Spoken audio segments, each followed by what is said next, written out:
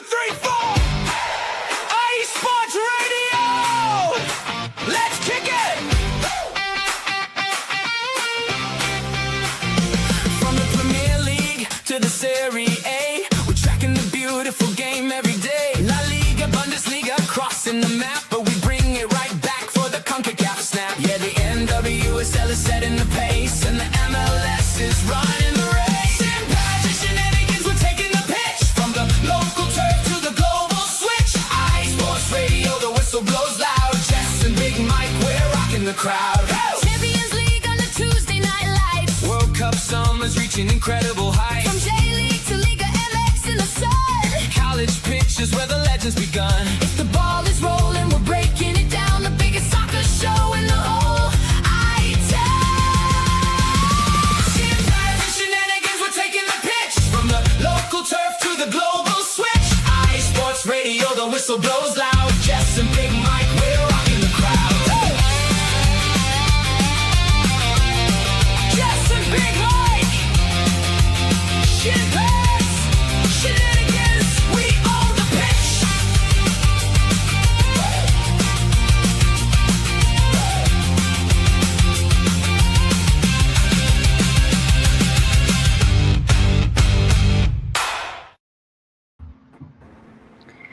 All right, welcome to Shin and Shenanigans right here on IE Sports Radio, your direct feed for all that is sports. What is up, Big Mike? Sorry there, Jess. I was just jamming. Oh, I know, right? Just jamming. We are Shin and Shenanigans. You can find us on X at shinpad_IESR. All right, let's get into it, man. Talk about some MLS going on. Yes. Let me guess. Are we going to start about a baby invading the pitch? We are. You heard about that too? Yeah. You know what? I hate to say this. I don't want to sound mean to the MLS here, but I'm going to kind of do that. I was like, this isn't the first time that's happened. So I thought, and I didn't realize that initially. So I was like, is this a way for them to try to get a ratings boost? Which, hey, do what you got to do, right? But yeah. Come to find out, it's the third time this has happened. Kind of random. Right? It's so crazy. All I know is I just see these videos of this like baby being picked up off the pitch during last Saturday's Minnesota versus San Jose match.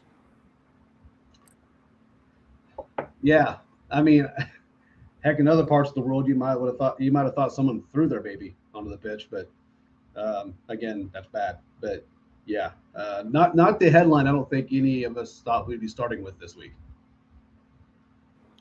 Definitely not. But it was so cute to see, and apparently one of the commentators was like, "Oh, there's a baby on the field." Yeah. Well, I mean, it did get a lot of coverage, so I don't know. Maybe. I don't know. Maybe that'll boost their own fan base a little bit. I have no idea. We'll see. But again, random as all get out. Right. And it just makes you wonder, where were the parents? How did the baby get onto the pitch in the first place? Parents were probably at the bar. Sad, but possible. Very bit. Who knows? Well, you can watch our kid for us while we get a drink. Yeah, no problem. Where's the baby? Oh, out there. I know, right? Maybe he'll become a soccer player someday. Little motivational chat to the club. Right. All right. Let's get into some transfer news. It got a little bit of transferring going on. Yeah, as we always do. Yep, it is that season. I think we're getting towards the end of the summer transfer window. Yeah. So a little less chat about transfer going forward, but yeah. Yep. But as we get during the window, it's hard to keep up with. It's fun, but it's hard to keep up with. Absolutely. Dejan Jelovic has signed with the Seattle Sounders for a fee of $6 million on a 4-year deal. Well, Seattle needs all the help they can get. Just to be fair, it's not been ideal for them this year, but but he is a big threat in the box. So that could be a good thing for them. But I don't know what you think. It could be a little bit of there's a financial piece there. But then again, it is Seattle. They've in the past, they've not been shy to spend. And now's probably a good time, just in my opinion, for them to be doing so, just for the simple fact that they're on a struggle bus. Absolutely. I mean, it is a big financial risk because they're committing close to $20 million between transfer fee and his extended salary. It's gonna be interesting. That's the largest since the Dempsey deal, wasn't it? Or isn't it? Yep. Yeah. Absolutely. Yeah. So, well, I mean, like I said, it's fan base might be good with it. I mean, just because obviously there's been some history in Seattle, right? Obviously big football town. Both footballs, to be fair. But yeah, they need somebody to start putting some balls in the back of the net. And that's the key to this deal. Yep. Because I mean, he's kind of relying on the support of other teammates of like the midfield. So if the midfield can't feed him the ball, his impact could be limited, which could definitely hurt the club. Yes. Yep. So you heard her, midfielders, do your job. And moving over on towards Sport KC, they have signed Owen Wolf from Austin FC for a package of $7.6 million total, and includes add-ons. I mean, young, high talent, and again with the team who could use the help. For sure. Another one that's on the struggle bus. I think they're actually last in the West right now.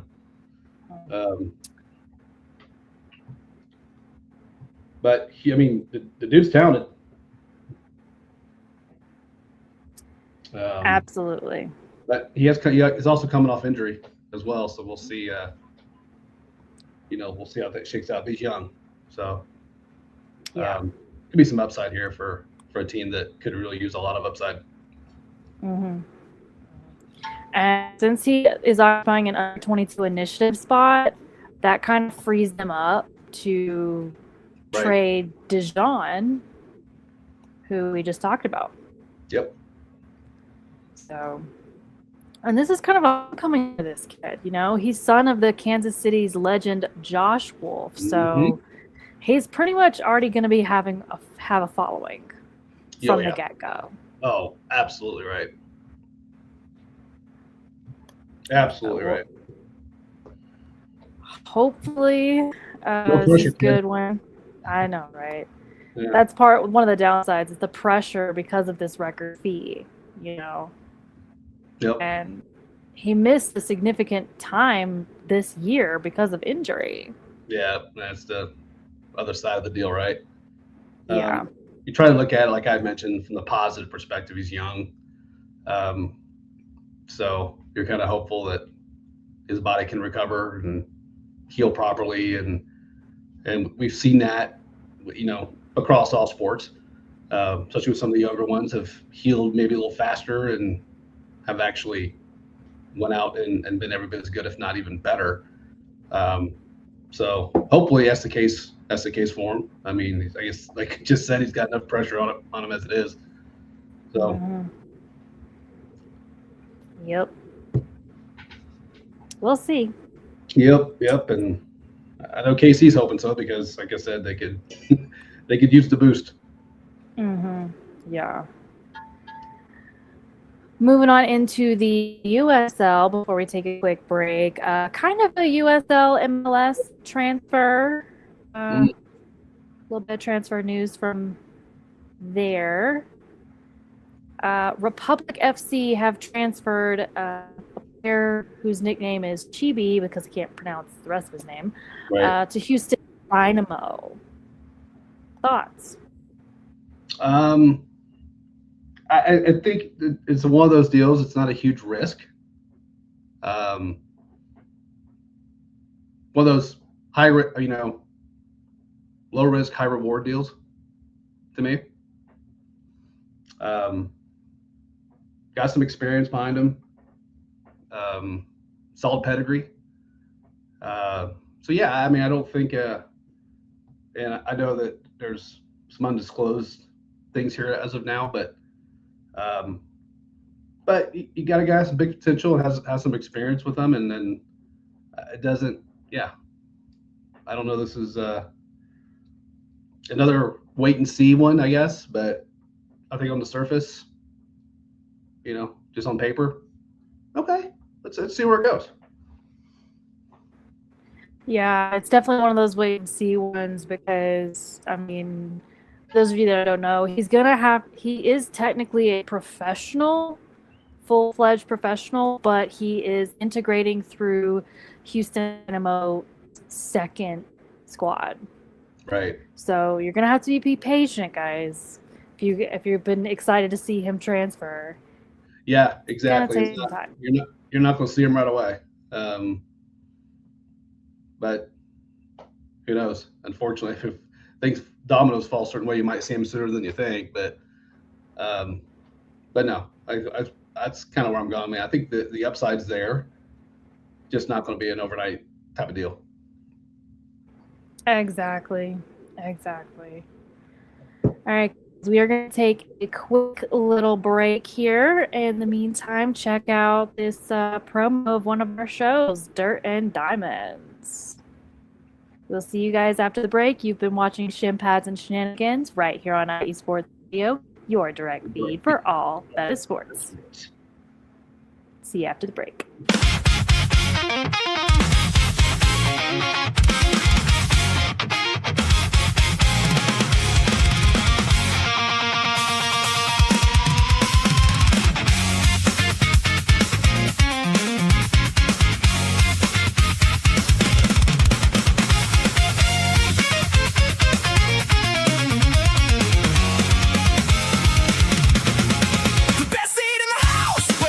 Is made from the stadium lights to the stadium shade. The clubhouse crews, the on-field MCs, delicious park food and the summer breeze. Every voice in the game.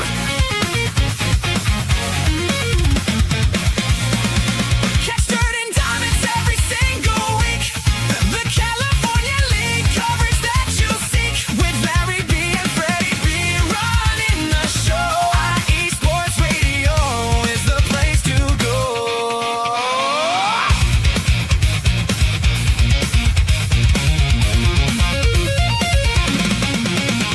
From the front office grind to the roar of the crowd, we play it loud.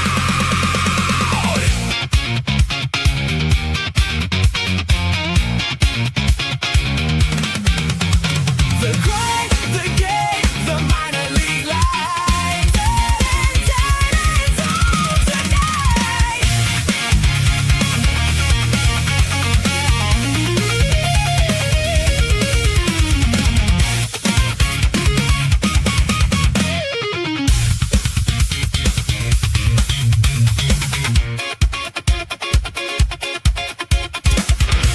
Tune in to Dirt and Diamonds every minor league season for the latest in the California League with Larry B and Freddie B on IE Sports Radio.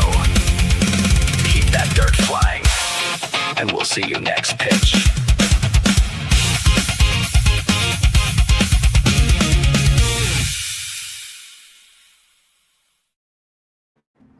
All right. Welcome back to Shin, Pads, and Shenanigans right here on IE Sports Radio, your direct feed for all that is sports.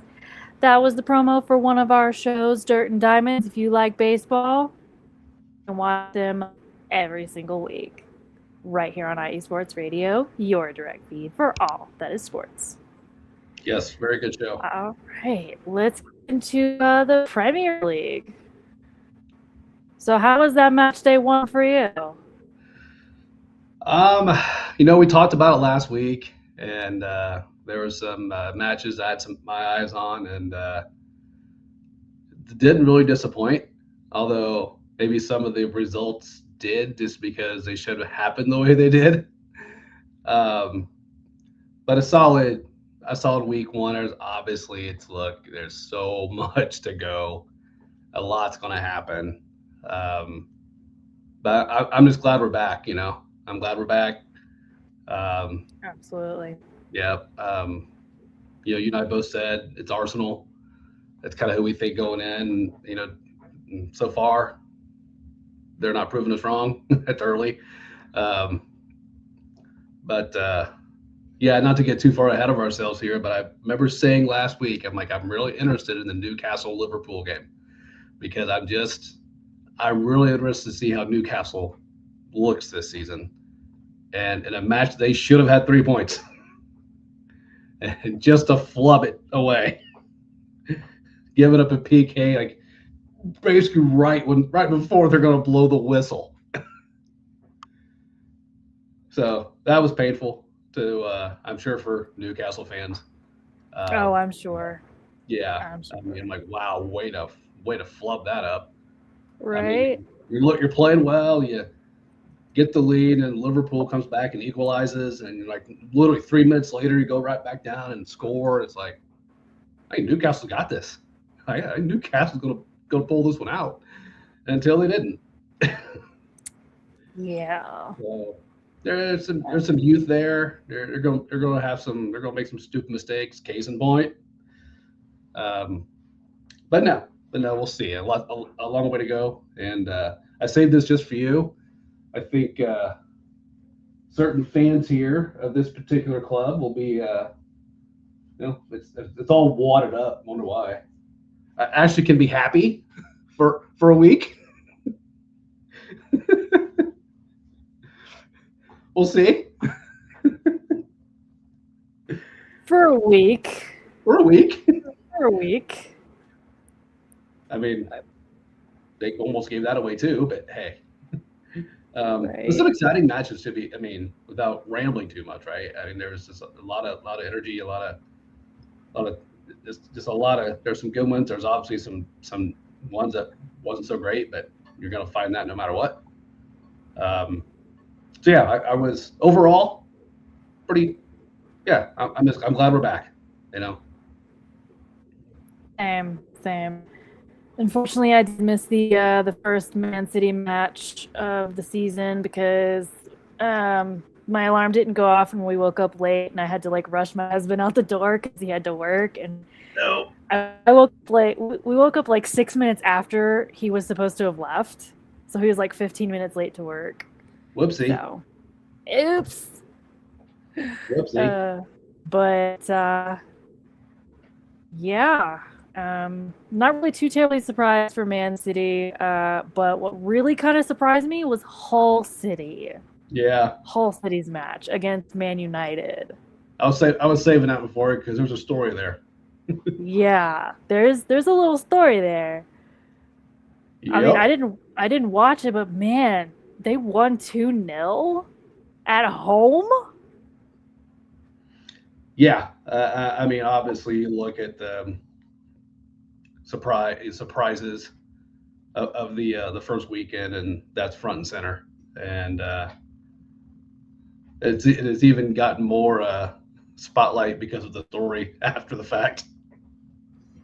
Yeah, and the story we're talking about is about halfway through the second half, an announcer comes up and says the 303 and the 503, their time, of course, trains back to Manchester have been canceled. Yep. Not A thing not delayed, canceled. not canceled. Like, dude, can you imagine being in that stadium as an away fan? And it's not like you're right down the street. That's the thing. Right. You know, I mean, 100 miles from home. you're a haul from home. Absolutely. Yeah. And to pour salt in the wound, the home fans started chanting, "You're going home in a taxi," and "You're going home in an Uber." Wonder how many actually did that. Probably a lot. Yeah, I mean, because how else were they going to pull this off, right? I mean, that is not a cheap ride. No, it is not. Crazy not. Nope. Wow. Yeah. I mean, I saw this story. I'm like, surely not. Like, this isn't real. Like, this is a gag. Like, they actually, like, surely they didn't actually cancel the trades. They just said they were going to, just to have a little bit of fun, you know, a little salt in the wound. They can still go to the train, stay and get the train, they'd be fine. No. I'm thinking maybe a lot of people probably went ahead and left if they could catch a train. Yeah, I would imagine so. They were probably like, "Oh, we got to get out of here." Yeah. No. Yeah, that's be interesting when these two clubs play again. Yeah, I wonder when they do play again. I mean, of course, it's going to be at, Man United Stadium. Exactly. I haven't looked, but that might be a date to circle on the calendar. Right. Let's see what's working transportation in Manchester that day. Right.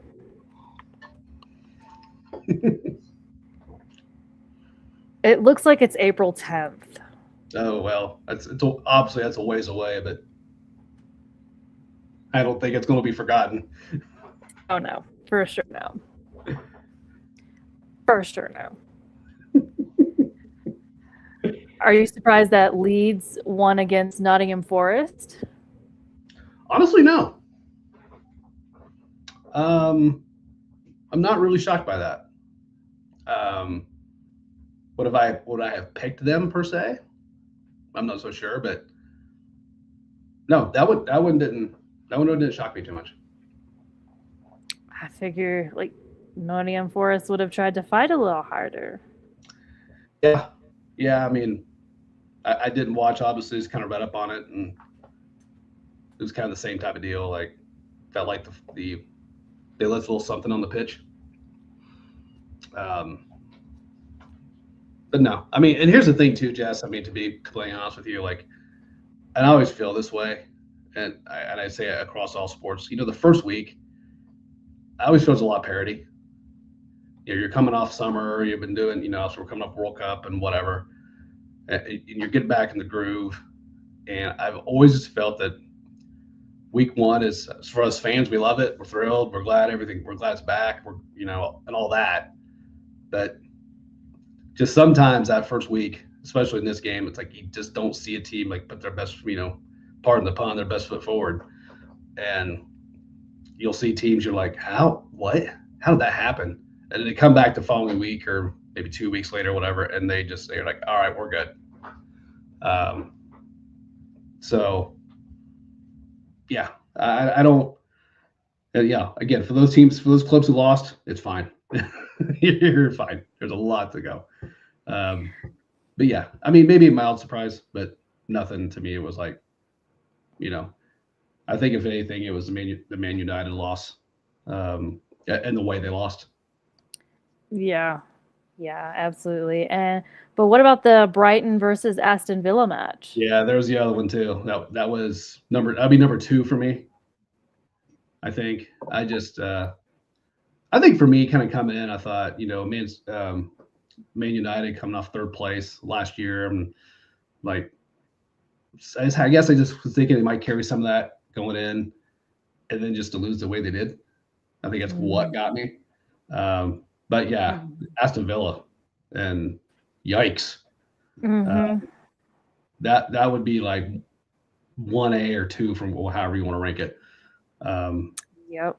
For me. And speaking of Aston Villa, not to go off too much on a tangent, but I don't know if you saw, but the Champions League draw happened this evening. Oh, it did.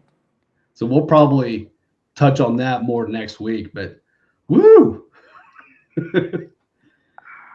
There's some clubs there that are not happy with that draw. Oh, what was the draw?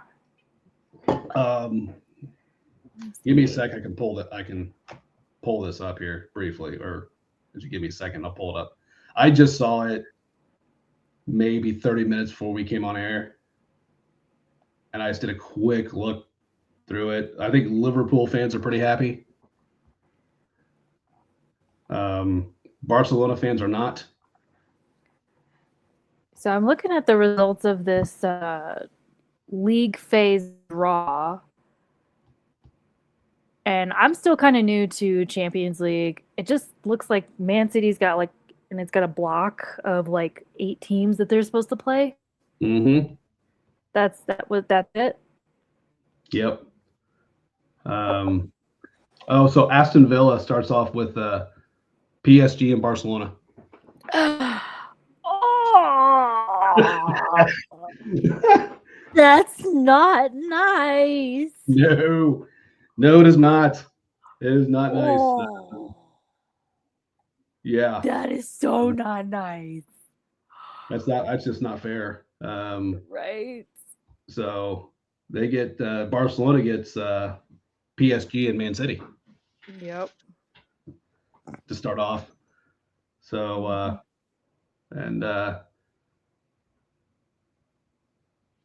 but I think Liverpool got they're the happy ones. Probably, yeah. Because they play Atleti and Inter Milan. Yep. Fenerbahce, Lens, LSK, Club Brugge, Porto, and Villarreal. Not too terribly bad. But we'll Not see. bad. So, but yeah, it's a big draw. So I saw that. I was about, like I said, I got 30 minutes before we came on air. So I was like, try to incorporate it, but might get more detail next week. But Yeah. those are your highlights for your big clubs there for sure. Mm-hmm. Going back a little bit into the Premier League, as of now, I mean, it's only been match day 1, but as of right now, who do you think is the first slot, at the top spot in the table in the day 1? Well, to me, it's the Arsenal. I mean, yeah. It's Brighton. I mean, it is Brighton, yes, but I mean, Arsenal's right there. So I mean, Brighton might have Villa to fix for that, but still, just from the eye test, from what I did see, until something happens in Arsenal, or God forbid somebody gets hurt, it's important, or they just fold. I mean, to me, and we'll see what happens long season, obviously, but until somebody can show me that they've got a formula to beat these guys, and I'm right with them until they show me a reason not to. Mm-hmm. Are there any matches that you're looking forward to this upcoming weekend for match day 2? Let's take a quick look here. I'm off tomorrow, so I'm looking forward to being able to watch the Man City Crystal Palace match at 1 o'clock. 1 o'clock my time, so I'll be able to watch it. Yep. So I'll be able to I'm catch pretty happy about that. I'll be able to catch part of it. I'll probably be able to catch the second half anyway. It'll depend how the workday goes, but let's see. Let's take a quick look here. I can't say that. No. I'm still interested in Newcastle. I just want to see how they do this year. And they got the Spurs. But I hate even saying the Spurs is a match of interest for me. So that's painful. Leeds and Brentford, I think, could be interesting on Sunday. Yeah. Chelsea Brighton Mm-hmm. could be interesting. Yep. So those are probably the two I'd lean at. And then I think prior to it, I said Arsenal, Aston Villa on Monday, but my word. Yeah, Based on right. that start, Right. it might be 6. It might be 6-0. Right. I think one that's going to be an interesting one to watch is Hull City versus Coventry City, because you're looking at two teams that recently promoted. They are fighting to stay in this league, even though they just got promoted. They are fighting. That's going to be an interesting one to watch. Well, I'll give you that one for sure. The fan of me will tell you they're all interesting to watch because we're so early in the season. Yeah. But no, that's a solid one. I mean, I don't know. Could Liverpool, Nottingham Forest be like better than we think? I mean, I tell you right now, I'm not getting up that early to watch those two squads. But sorry, not sorry on that one. Of course, no, I won't be. I've got a podcast. I got our 3 and Out podcast on Saturday morning, but I won't be up that early. Not 7:30. No. And you can also catch 3 and Out here on Sports Radio on Saturdays. Go catch it. What are you guys talking about? You talk about all kinds of football, don't you? Like not our football, but American football. Not our football. American football. All kinds of leagues. Yeah, so we talk NFL, talk college, all the different levels of college, from FBS, FCS, NAIA, junior college. We even talk high school. So we cover a lot of ground in about 2 hours. Hopefully a little shorter. Hopefully a little shorter this weekend. Nudge, nudge, Larry. But we've got college football kickoff at noon on Saturday. So now you got I heard that. For me, it's the best of both worlds. I got Premier League I can watch. I got college football I can watch. It's like head on a swivel for me. So yeah, hopefully we'll be done for kickoff so everybody can tune out and go watch multiple football, if you will. Right. All right. Looking into this is not like a high news type of situation, but Arsenal's youngest star, Max Dowman, has finished collecting his GCSE results, which I'm guessing are basically just kind of somewhat equivalent to a GED, but it's like he finished high school early. He's like 16 years old, and he's like, my school career may have finished sooner than expected, but I will be grateful for that time and moving on to focus on pro football, which this kid is already making an impact. It's ridiculous. It's ridiculous what he's doing. Yeah. It's funny because he's 16 years old. If seriously, you look at this kid, he looks like he's 10. Right. It's like how are you doing this? But no, he's, to your point, he's already making an impact. It's crazy. Yeah. He became the youngest Premier League scorer at 16 years old, 73 days. And he's also the youngest Premier League winner at 16 years old and 139 days. So this kid's already making some history and making some marks. So. And man, just imagine the career this kid could possibly have. Absolutely.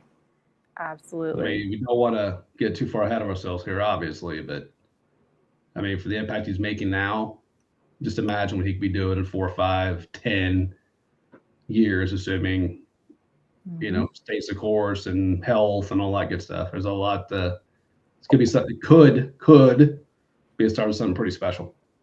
Yep, absolutely. Absolutely. And no 16-year-old wants to stay and they don't have to. I had to, and I didn't want to. Right? Right? So if you can finish school early to go start doing something you love, why don't you? You know? I mean, yeah, good on him. Exactly. Good on him. Exactly. And of course, we are still in the transfer window, so we are talking transfers. Yep, never stops. Yep, never Not stops. this time of year. Not this time of year. Man City have signed Alan Elias Palmeiras for a fee worth 40 million euros plus add-ons.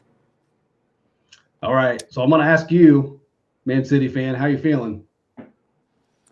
I mean, I love that he's another one of those like hybrid players, because even if you've got great players in those positions, if you need someone in to be able to move to different places, that is a great asset to have. I mean, he can be an inverted winger, central attacking midfielder, or even drop deep defensively. Defensive is such a big part, you know.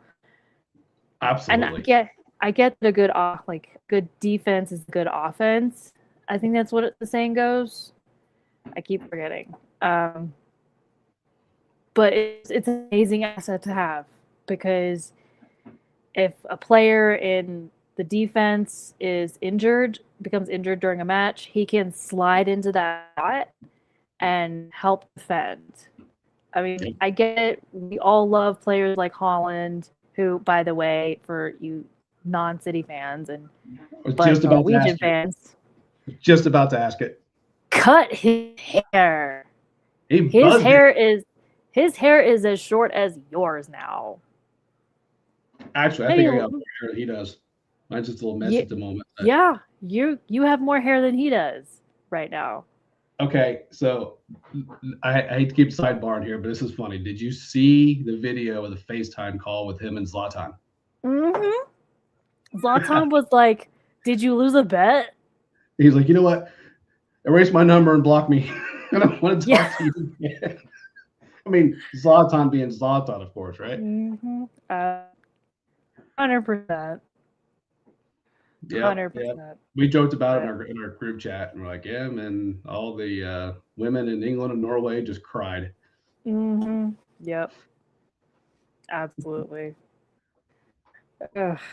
But hey, But he keeps doing what he's doing. Especially he repeats what he did, last year and whatnot. Nobody's gonna care. No, nobody's gonna care. No. He's kind of going back to his look from, I think, when he played for Dortmund. Yeah. In Bundesliga, when his hair was really, really short. He's a little more aerodynamic now. There you go. Anyway, going back to the City signing Allen, I think it's great. It's definitely going to be something to watch, and I feel like the attacking midfielder and like the way he can be versatile. Right now, it's kind of making me think, what does this mean for play time for Jack Grealish, who just got back from a loan with Everton? Fair ask. Mm-hmm. Yep. I'm like, yeah. I mean, he plays as a left winger or even an attacking midfielder. But you need those tactically flexible players. And this is a smart signing for City. Well, and I don't disagree with you, because you need that versatility, because especially you can slide back and play the D, which again, my old saying was that a great defense is the beginning of a good offense, because you make stops defensively and you get that ball distribution out the right way and you get that counterattack, and that can lead to some really good things. So I think on the surface, I think it's a good signing as well. Your question's fair. I'm not sure he's loving the signing personally. Right. Because that, with the versatility it brings and the money, I could see him on the pitch quite a bit, at least in the beginning. Yeah. But so there'll be some pressure on him too if that's the case, though, right? It's like, hey, we're throwing you out there, we're paying you this money, you better deliver. And I think he probably will. I don't think a club like Man City is going to make this signing if they don't think he can actually, bring some good impact to the club. And even if he doesn't bring in a whole lot of good impact this first year, then the next year they could loan him out to one of their sister clubs that maybe at a lower level to help develop him more as a player, because City are so interconnected with other clubs. Yep. But I mean, kind of relating to that, he's got some citation pressure going on right now. There's no stepping stone club between his South American football club to this demanding high pressure English title race. Right. So we'll see. We'll see. You'll be watching with extra curiosity, being the homer that you are with Man City, and I would be doing the same thing if I were you, to be fair. So. Moving on into Aston Villa, they have signed Nicholas Jackson from Chelsea for a total package of £65 million. Thoughts? And then Chelsea took their goalie. I don't know if you saw that or not. That's hilarious. Yeah. So, yeah, I find that comical. Like, so we had talked about this deal was probably going to happen. It had been talked about for a while, that Jackson was going to go there, and I started reading articles that, oh well, they're Ryan Martinez, from Aston Villa, and for those of you who are World Cup fans, he is the keeper for Argentina, who has played well over the past, couple World Cups. He had a few matches, I thought, during the last World Cup where it was uncharacteristic of him. Do I think he's the best keeper on the planet? No, I don't. But, solid. Was a little controversial 4 years ago with his celebration, but that's okay. We all have our bad moments. Yeah, so I mean, to answer the original question, this was good attacking profile. He's got some boost. He's got some shoes to fill, right? Mm-hmm. And I just think that I don't know if he really fit with Chelsea, especially with Alonso and whatnot now.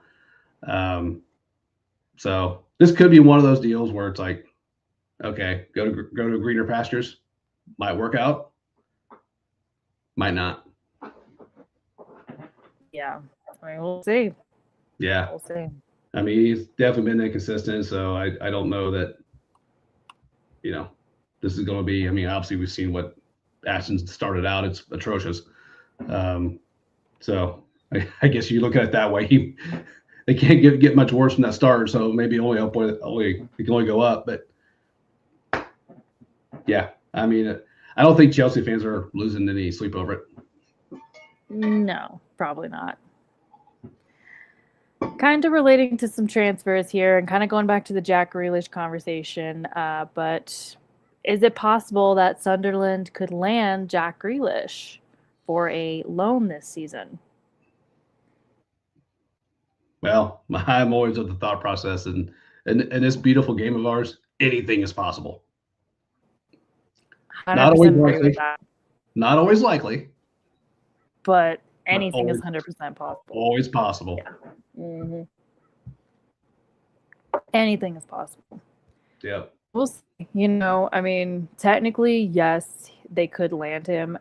The submitted loan offer would require City to subsidize a significant portion of his salary, which right now he's making £300,000 per week. Not bad. Let that sink in. Not bad. And he has entered his final year at City with his City contract. The proposal includes a clause to make the move permanent next summer when his contract expires. Hmm. Yeah. I don't know. How do you feel about that as a City person? I feel like I've not seen a whole heck of a lot of Jack Grealish lately, and I just remember all the drama with him off the pitch. And I'm like, he fell out of favor with Pep, and I'm kind of wondering if he's going to be still kind of out of that favor with under Enzo Maresca. So there's that. And there's also the fact that he needs consistent Premier League minutes in order to not only rebuild his confidence, but to play his way back in the international conversation. Because if he doesn't get enough minutes, he's not going to be even considered for playing for international football. No, you're definitely spot on about that. It's hard for me even, like when you say like you fall out of favor with somebody like Pep. Mm-hmm. I mean, that to me coming in as back, filling the shoes of Pep, by the way, which is just ridiculous. Enzo's got his work cut out for him. And then knowing that this guy fell out of favor with Pep. Mm-hmm. I mean that. Yeah. So I don't know. I mean, that's why I say like anything's possible here, right? Because like City's not. I mean, does City want to do him any financial favors? Maybe, maybe not. But yeah, I don't know. This is definitely one to keep our eyes on. Yeah, and I mean, of course, Everton are also interested in him back. So we'll see. I could I could actually see happening. Not that I couldn't see the other. I don't know. Lots gonna happen behind the scenes. For sure on this. So definitely want to keep our eyes on, as we said. Absolutely. And moving into our last topic of the evening, we all know the drama that's been going on with Infantino. This went south fast for Infantino. Like, so fast. Like, as soon as the story broke, he was trying to privatize the World Cup, it just spiraled so fast for him. Now, UEFA are looking to remove him as FIFA president. Well, the boycott is not a threat anymore. They're now moving into this. Well, when this whole thing broke and we started talking about the boycotts and whatnot, right? Both you and I both said, bravo, UEFA. Well done. People are going to follow suit, and people followed suit. Right?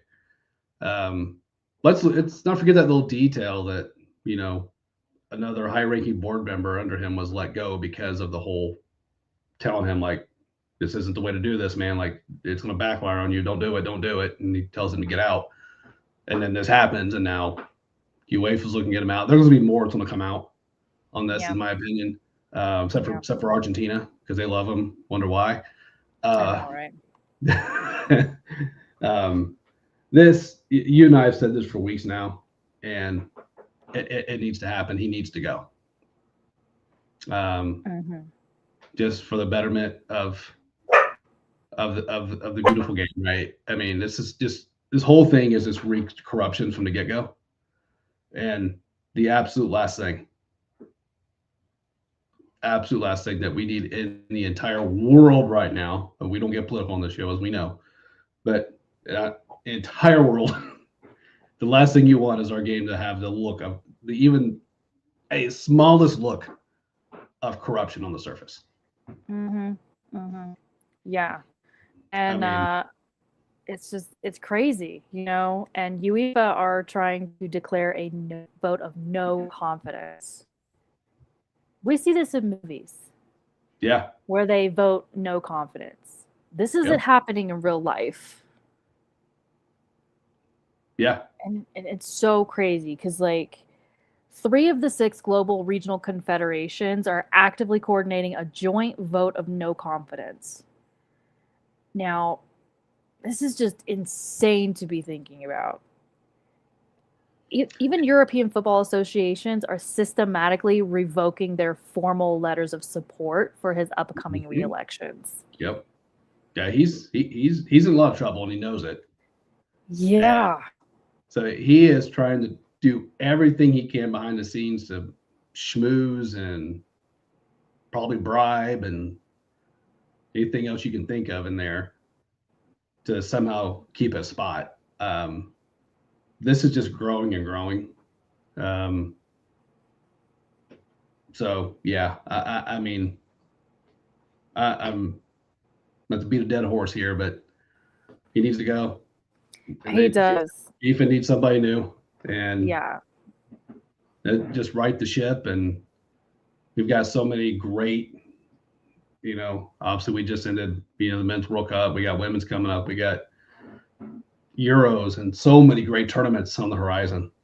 Mhm. And let's just get this black eye away. Let's move on. Yeah. Let's move forward. And hopefully that's what happens. And again, kudos to UEFA for being the first ones to take a stand on, you know, both times. Good on them. We love UEFA.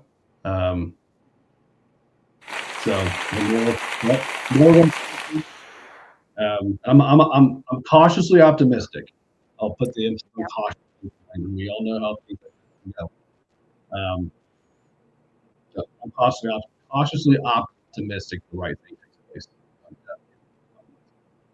Yeah. And he's not even making it any better for himself because he told a reporter, "I'll see you at the hairdressers," after he was asked whether he had betrayed football or his aborted World Cup sell-off plan. I just this was to a bald reporter. I'm just like, he was, as the president, like, this is just insane to read. And I'm reading this off of The Guardian, so this is a legit source, just saying.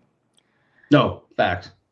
So, I mean, the reporter asked him whether he had betrayed the game of football, to which came the reply, "You have a nice haircut, thank you so much." As the president walked away, Matthews continued, the reporter, "Why won't you resign? Fans, FIFA associations want you to step down. Why won't you? Have you betrayed the trust of FIFA?" As he stepped in the waiting black car, he replied, "I'll see you at the hairdressers." What?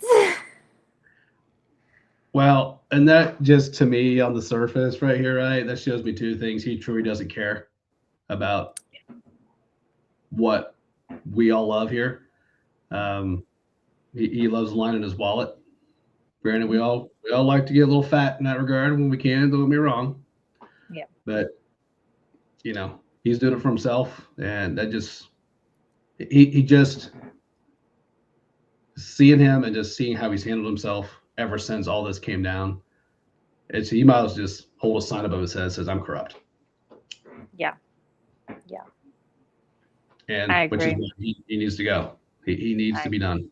Mm-hmm. Right now, UEFA are hunting for a unified unity candidate to run against him.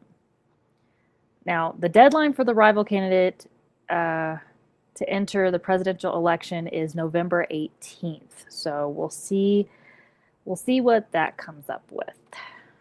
I've already nominated you, Jess. You. I think there might be some other people that might be a little better suited. Hey, I mean, maybe, but hey, you know what? Crazier things have happened, right? I mean, right? I know. Look look at we didn't even talk about it tonight, but look at AFC Richmond. We're talking Ted Lasso here. I mean, she's a boss. Just We'll saying. see. Just saying.